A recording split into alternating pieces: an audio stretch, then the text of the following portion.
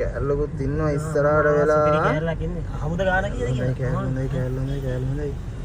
මොහොම ලයින්නේ දාමු. නංගි කීයද ගාන? අයියේ 990යි. සුපිරිනේ.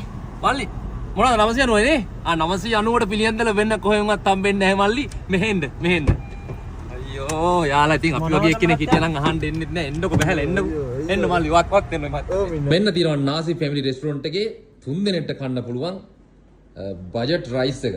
මෙන්න තියෙනවා මල්ලි ලොකු චිකන් කෑල්ලක් දාපු. මෙන්න තියෙනවා කෑමක් ගන්න. ඔන්න තියෙනවා මල්ලි රුපියල් 990යි වෙන්නේ.